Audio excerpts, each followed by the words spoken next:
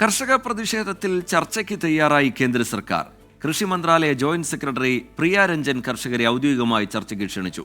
അടുത്ത മാസം 14-ന് ചണ്ഡീഗഡിലാണ് ചർച്ച നടക്കുക.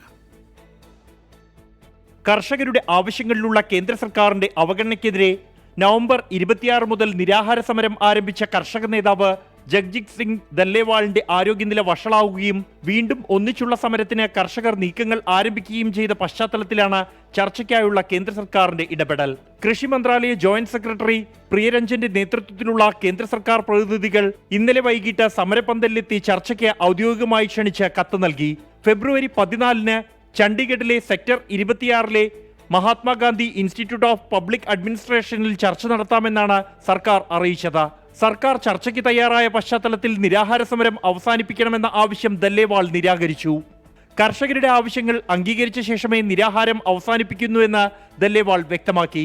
എന്നാൽ വൈദ്യസഹായം സ്വീകരിക്കാൻ അദ്ദേഹം തയ്യാറായി. കൂടിയാലോചനയ്ക്ക് ശേഷം കേന്ദ്ര സർക്കാരിന് കർഷകർ ഇന്ന് മറുപടി നൽകും. കഴിഞ്ഞ വർഷം ഫെബ്രുവരി 13-ന് ആരംഭിച്ച കർഷക സമരം ശംഭു ഖനൌരി അതിർത്തികളിൽ തുടരുകയാണ്. 24 ഡൽഹി.